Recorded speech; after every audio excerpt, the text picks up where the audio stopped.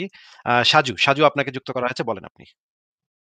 আপনার মাইক্রোফোনটা মিউট করা, আপনার আনমিউট করে কথা বলতে হবে। হ্যাঁ, বলেন। আসিফ ভাই কেমন আছেন? ভালো আছি, আশা করি আপনিও ভালো। আপনি যদি চান ভিডিও শুভেচ্ছা। অফ করে দিতে পারেন।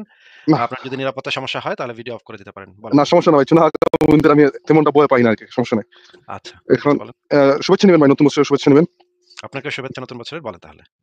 এখন আমার প্রশ্নটা হচ্ছিল ভাইয়া, আমি একটা জিনিস জানতে চাচ্ছিলাম আপনার কাছ থেকে, সেটা হলো যে আমরা তো মানে কোরআন হাদিস থেকে কি এটা স্পষ্ট বোঝা যায় যে আমরা জান্নাতে গিয়ে যা চাইবো তাই পাবো, এরকম কি মানে স্পষ্ট বোঝা যায়? মানে জান্নাতি মানুষ যারা তারা যা চাইবে তা পাবে এরকম? হ্যাঁ, এই কোরআন হাদিস থেকে তো এটা বোঝা যায় যে যা চাবে তাই পাওয়া যাবে। হ্যাঁ। হ্যাঁ, এটা আমি ১ম থেকেই মানে ধর্ম পালনের ১ম থেকেই শুনে আসতেছি যে তুমি মানে মন থেকে যা চাইবা তা মানে মনে আনার আগেই তুমি এটা সামনে পেয়ে যাবে, এরকম অনেক বয়ানও শুনছি এরকম। এখন আমার কথা হচ্ছে ভাইয়া, প্রশ্নটা হচ্ছে যে আমি আমার একটা স্বভাব আছে যে আমি যখন মাথা ব্যথা করে বা চুল মানে খারাপ লাগে, যে সময় ঘুম হচ্ছে না এরকম সময় আমি অনেক সময় ছোট বাচ্চাদের দিয়ে আমার চুলগুলা মানে টিপাই টিপাই নিয়ে আরকি। অনেক সময় শরীর টিপাই, এরকম অনেক অনেক সময় হয় আমার দ্বারা। সো আমি কিন্তু যদি জান্নাতে যাই। জি? শরীর টিপান, শরীর যে টিপানটা এটা কেন টিপান? এটা মানে কারণটা কি? শরীর ভালো লাগবে। অনেক সময় ঘুম আসে না। না, যখন না, ঘুম আসে সেটা না শরীর তো খারাপ হয়।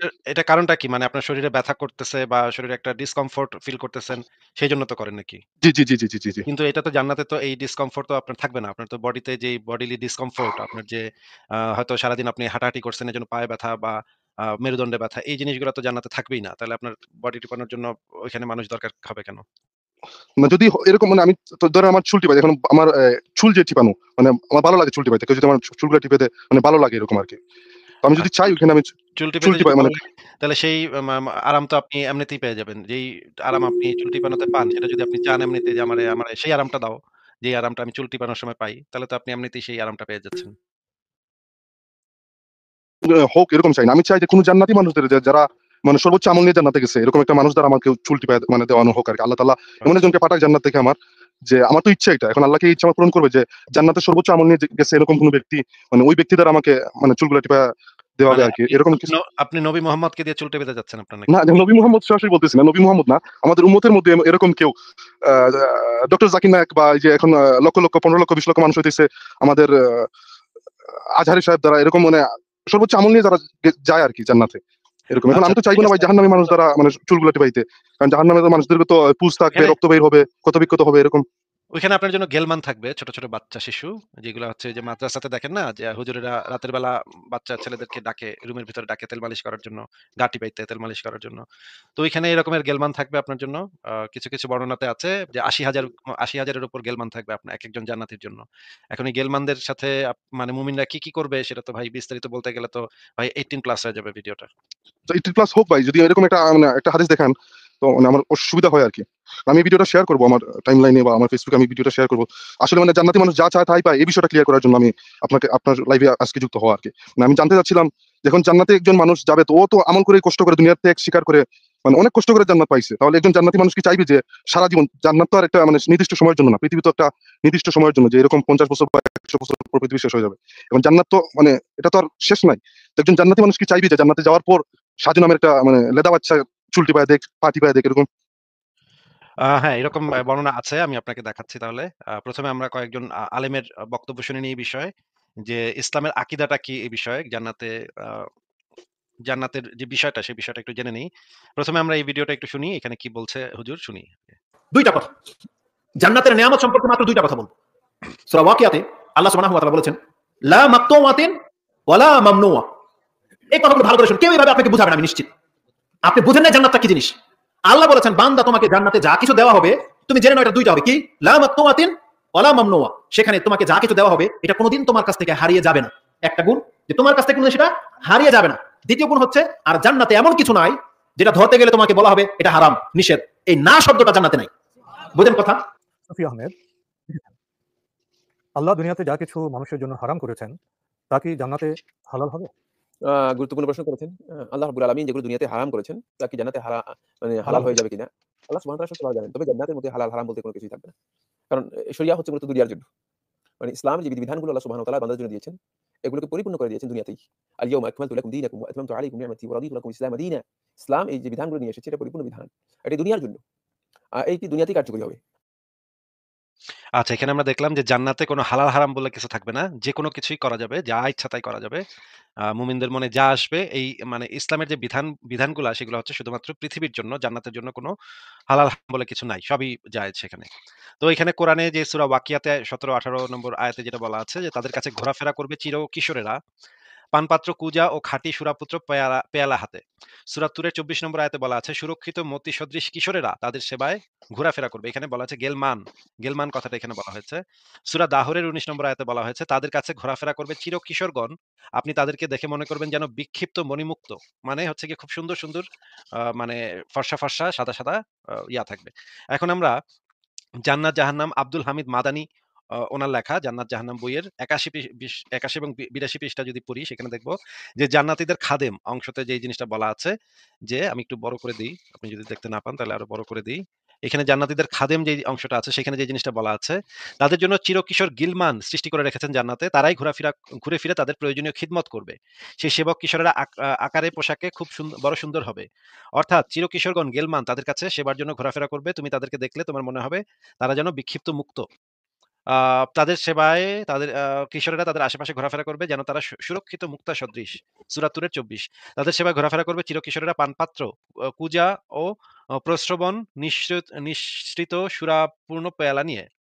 আ স্বর্ণের থালা ও পানপাত্র ওদের মাঝে ফেরানো হবে। যেখানে রয়েছে এমন কিছু যা মন চায় এবং যাতে নয়ন তৃপ্ত হয় সেখানে তোমরা চিরকাল থাকবে। এখানে যে জিনিসটা বলা হয়েছে সূরা যুখরুফের ৭১ নম্বর আয়াতে যেটা বলা হয়েছে আ যেখানে রয়েছে এমন সমস্ত কিছু যা মন চায় এবং যাতে নয়ন তৃপ্ত হয়। তার মানে হচ্ছে সমস্ত কিছু যা কিছু মুমিনরা চাইতে পারে, কামনা করতে পারে সমস্ত কিছু সেখানে থাকবে। আ সা আ সাজু ভাই আপনি কি আর কিছু এই বিষয়ে আর কিছু বলবেন? আনমিউট করে না বলতে ভাই, হবে। Thank you. না, এটার জন্যই আরকি যে আমি যা চাইবো তাই যখন পাবো, তো তো আমি যদি চাই যে এরকম উম্মত দ্বারা আমার শরীর টিপানোর জন্য, তো মানে এটাই জানতে চাচ্ছিলাম। আমি যদি যাইতে পারি তাহলে তো আমি মানে দেখেন মনে যদি কলা খেতে হয় তাহলে মানে হুদা কলা খাবেন কেন? বেশি করে খাবেন। তো আপনি আল্লাহরে দিয়ে টিপান। আল্লাহরে দিয়ে বলেন আল্লাহরে যে চুল টিপা দে তুই।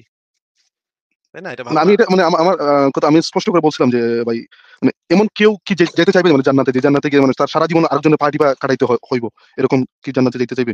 এখন আমিও সেরকম মানে নাদাম বান্দা যে আমি চাই না, একদম জান্নাতি মানুষ দ্বারাই আমার আল্লাহ যদি দেয় আমাকে যে গিলমান, না আমার গিলমান লাগবে না। আমার ওই জান্নাতির আমল যে মানে সর্বশ্রেষ্ঠ আমল নিয়ে যারা আসছে আমার, ওনাদের মধ্যে একজন দিয়ে আমাকে এই তো মাথা টিপা দিতে হইব। আল্লাহ তো বিপদে পড়ে যাবে তখন। মানে আল্লাহ কি করবে বুঝতে পারবে না। এখন এই ঝামেলার জন্য আপনারা জান্নাতেই নিবে না, বুঝছেন? এইজন্য আপনারে দিলে অন্তরে মোহর মেরে দিছে। আপনারা কখনো জান্নাতে ঢুকতেই দিবে না। এই দিলে ওই যে আমার হেদায়েত যে হচ্ছে না ভাই, এটার আয়াত কি আছে আপনার কাছে একটু দেখাতে পারবেন? হ্যাঁ, হ্যাঁ, এটার তো আয়াত আছে। এটার আয়াত হাদিস সবই আছে। যে জিনিসটা বলা হয়েছে যে আ আল্লাহ পাক ওই আমলের জন্য আচ্ছা আপনাকে দেখাচ্ছি আমি। ১ম এ আচ্ছা ভাই, আমি দেখি মিস ১ম এ ফাইন, আমরা দেখি একটা হাদিস দেখি। সুনান আবু দাউদ শরীফের হাদিস ইসলামিক ফাউন্ডেশন ৪৫৩৯ এখানে বলা হচ্ছে, "শয়তান তোমাদের কাউকে গুমরা করতে পারে না। তবে যে জাহান্নামে যাবে তার কথা স্বতন্ত্র।" তিনি বলেন, "অবশ্যই শয়তান তার গুমরাহির ফাঁদে তাকেই আবদ্ধ করবে, যার জন্য আল্লাহ জাহান্নাম ওয়াজিব করেছেন।" এটা কি বুঝতে বলা চা আছে। এবং কোরআনে যে জিনিসটা বলা আছে, আ সূরা নম্বর ২ এর ৭ নম্বর আয়াতে বলা আছে, আল্লাহ তাদের অন্তরসমূহের উপর এবং তাদের কর্ণসমূহের উপর মোহরাঙ্কিত করে দিয়েছেন এবং তাদের চক্ষুসমূহের উপর আবরণ পড়ে আছে এবং তাদের জন্য রয়েছে ভয়ানক শাস্তি। মানে আপনার চোখে এবং আপনার মনের ভিতরে আল্লাহ পাক মোহর লাগায় দিছে যেন আপনি সত্য দেখেও ইসলামের যে সত্য সেটা দেখেও যেন আপনি চিনতে না পারেন, বুঝতে না পারেন। এজন্য আল্লাহ পাকই আপনার চোখের উপরে এবং অন্তরের উপরে, কানের উপরে মোহর মেরে দিছে। এইজন্য আপনি কিছুই বুঝতে পারতেছেন না। তো আপনার তো জাহান্নামে নিবে এটার জন্য। এবং আরো যে জিনিসটা বলা আছে যে সুনান আবু দাউদ শরীফের তাহকিকৃত ৪৭০৩ নম্বর হাদিসে বলা হয়েছে যে সৃষ্টির শুরুতে যখন মানুষকে তৈরি করা হয় তখনই কিছু মানুষকে জান্নাতের জন্য সৃষ্টি করা হয়েছে আবার কিছু মানুষকে জাহান্নামের জন্য সৃষ্টি জানলাম করা যে হয়েছে। এটা দেখাইছিলেন আমাকে একটা আগের লাইভে, একটা আপনার সাথে এটা নিয়ে কথা হচ্ছিল যে এবং অলরেডি মানে এদেরকে কি তাদেরকে জান্নাতের দিয়ে কাজ করায় নেওয়া হয়, করায় নেওয়া হয় এবং জাহান্নামীদের কাজ জাহান্নামীদের কাজ করায় করে নেওয়া নেওয়া হয়। হয়। জি। এবং এরকম আরো আচ্ছা, অনেক হাদিস আছে, অনেক আয়াত আছে, অনেক কিছু আছে যেখানে পরিষ্কার হয় যে ইসলামের ইয়াটা হচ্ছে যে আল্লাহ পাকই এই কাজগুলো মানুষের দিয়ে করায় নেয়।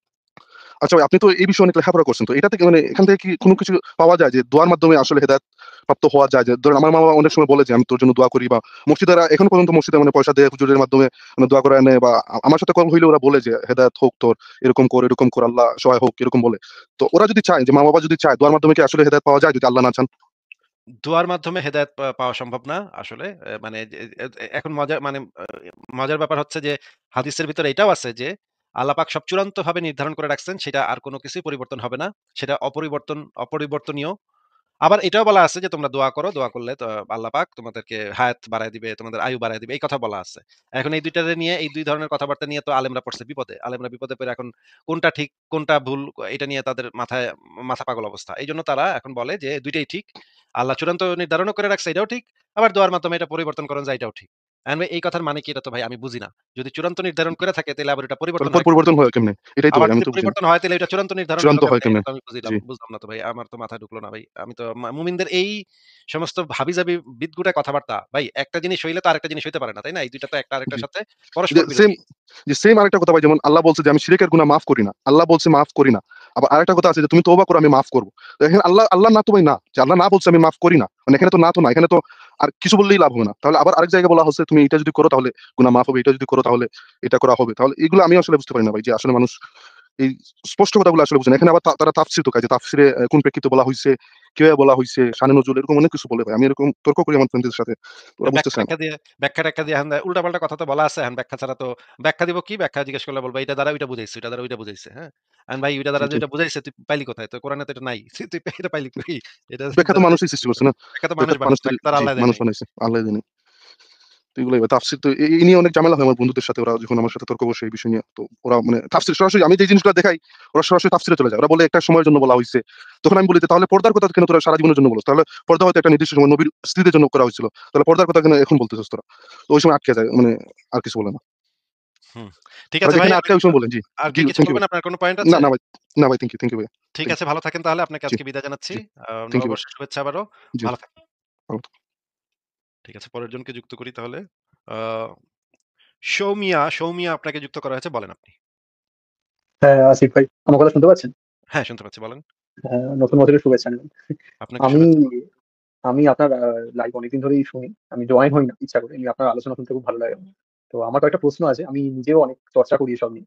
মানে আমি প্র্যাকটিস কিছু করি না, রিলিজিয়াস প্র্যাকটিস। বাট আমার কাছে অনেক প্রশ্ন থাকে। যেমন একটা প্রশ্ন আমি লিখেছিলাম চ্যাটের মধ্যে যে সমস্ত ধর্ম আমি দেখেছি, আমার নিজের ধর্মে আমি দেখেছি যে ভগবানের যে ভাই কনসেপ্টটা কথাটা আছে, কথাটা বুঝতে আল্লাহ পারিনি। আবার ভগবান একটু তাদের বলতে হবে। কনসেপ্টটা। আবার একটু কথাটা কেটে গেছে আপনার। আবার একটু বলতে হবে। আবার একটু শুরু থেকে বলেন হ্যাঁ, প্রশ্নটা। এবার হ্যাঁ, আমার প্রশ্নটা হচ্ছে আমি দেখেছি অধিকাংশ ধর্মেই ভগবানের কনসেপ্টটা সবসময় আকাশ থেকে আসে। মানে সামথিং ইজ আপ দেয়ার, আমি এরকম লেখা থাকে। সেটা যেকোনো ধর্মেই হোক। তো আমার ধর্মেও আছে। তো আমার কোয়েশ্চেন হচ্ছে কেন সব ভগবান সবসময় আকাশ থেকে আসে? আসমানি জিনিসটা কেন আসে সমস্ত ধর্মে? এই জিনিসটা আমি দেখেছি এখন আমাদের এটা ধর্মেও কেন দেখেছি, আসে সেটা ইসলামেও তো আমি দেখেছি। বোঝাই যায় যে মানে প্রাচীনকালে মানুষ ওই আকাশের দিকেই তাকাইতো আরকি। কোন কিছু হুম, আকাশ থেকে আকাশটা এত বিশাল, আকাশটা এত বড় এবং আকাশে হুম, এত কিছু ঘটতেছে তারা ভাবতো যে আকাশে নিশ্চয়ই কেউ বসে-টসে আছে হুম, এবং প্রাচীনকালে যে রাজা বাদশারা তারা দেখবেন যে একটু উঁচু স্থানে বসতো। একটু সিংহাসনটা একটু মাটি থেকে একটু উঁচুতে থাকতো। তারা উঁচু জায়গাতে বসাটাকে একটা হুম, আ মানে সম্মানের বা একটা মর্যাদার একটা অংশ বলে মনে করত। হ্যাঁ? এটা মানে গ্রামেও আপনি দেখবেন যে আচ্ছা, গ্রামে যে মোড়ল সে একটু উঁচু একটা চেয়ারে গিয়ে বসে। সেই উঁচু একটা চেয়ারে গিয়ে বসলে সে যত উঁচু চেয়ারে মানুষ বসে তত সে হচ্ছে তাদের কাছে একটু সম্মানিত। মানে উঁচু জায়গাটা একটা সম্মানের জায়গা। এখন এই ধরনের কনসেপ্ট থেকে এই ধারণাগুলা এসছে যে নিশ্চয়ই ঈশ্বর তাহলে স্বর্গে থাকে বা উঁচুতে থাকে। আচ্ছা। হ্যাঁ, আমার এনালাইসিস করতে গিয়ে এগুলো মনে হয়েছে যে যেটা মানুষ জানে না সেখানেই সে ভগবানের একটা একটা ঢুকিয়ে আছে। সেটা অন্ধবিশ্বাস থেকে করে কিংবা অজ্ঞানতা থেকে করে কিংবা তার আ স সৌম্য ভাই আপনার কথা আর বোঝা যাচ্ছে না। আপনার লাইন কেটে যাচ্ছে। হ্যাঁ, আমার আমি আপনার কথা কিছু বুঝতে পারছি না আর। আচ্ছা, আচ্ছা। তাহলে আমি পরে এড হবো। আপনি আচ্ছা, ঠিক আছে। আপনি পরে ঠিক আবার আছে। এড হবেন। কথা হবে পরে। আপনার নেট ভালো হলে তখন ঠিকভাবে কথা বলা যাবে। পরের জনকে যুক্ত করি। সায়েন্টিস্ট আপনাকে যুক্ত করা হয়েছে। বলেন। হ্যালো, ভালো হ্যাঁ, আছেন বলেন। আপনি? হ্যাঁ, ভালো আছি। আশা করি আপনি ভালো। বলেন। হ্যাঁ, একটা জিনিস আমার খুবই সমস্যার ভিতরে আছি। ধরেন একটা ওই আরকি বিষয় নিয়ে পোস্ট করছিলাম। হ্যাঁ? বিষয় নিয়া পোস্ট করায় এখন তো বর্তমান বাংলাদেশের অবস্থা খুবই ভয়াবহ। আপনার এ আমার বন্ধু-বান্ধবী এইটা দেখছে। হইছে কি একটা চাঁদের ছবি। ওই চাঁদের ছবিতে আরকি লিখছে বিশ্ব নবী চাঁদ ২ খণ্ড করছে। ঠিক আছে? আমি বলছি ওই চাপ ২ খণ্ড করছে। আমি ওই পোস্টেই আবার শেয়ারে কইরা শেয়ার দিছি। দেখছি হলো আপনার ই এই চাঁদে আমি গিয়ে একটি নৌকা চালাইছি ওই চাঁদের যে ২ খণ্ড করছে ওই ২ খণ্ডে একটা সমুদ্র হইছে। আমি পাংশি নৌকা চড়াইছি। এই এই জিনিসটা আমি লিখছি। পরে অনেক আরকি হইছে। বুঝছেন? ঝামেলা হইছে। আচ্ছা, আচ্ছা। এখন কি করা যায় এই বিষয়টা নিয়ে আসলে? আচ্ছা, এখন তাহলে আপনি আপনার পয়েন্টটা কি? মানে আপনার প্রবলেম হইছে এটাই আপনি বলতে চাচ্ছেন? হ্যাঁ, হ্যাঁ, এই বিষয়টা নিয়ে আর কি আচ্ছা। ধরেন তাহলে আপনি আমাকে ইমেইল করে আমাকে জানায়েন। কি হইছে না হইছে ডিটেইলস এ ইমেইল করে আমাকে জানায়েন। info@সংশয়.com এই মেইল অ্যাড্রেসে। ঠিক আছে ভাই? হ্যাঁ, হ্যাঁ, কি ভাই? info@সংশয়.com info@সংশয়.com এই যে দেখেন নিচে স্ক্রল করছে। info@সংশয়.com এই মেইল অ্যাড্রেসে আপনি আমাকে লিখে পাঠাতে পারেন আপনার কি হইছে না আচ্ছা, হইছে। ঠিক ঠিক আছে, আছে? ঠিক আছে। ঠিক আছে। তাহলে বিদায় জানাই। ভালো থাকেন। আচ্ছা। আচ্ছা ঠিক আছে।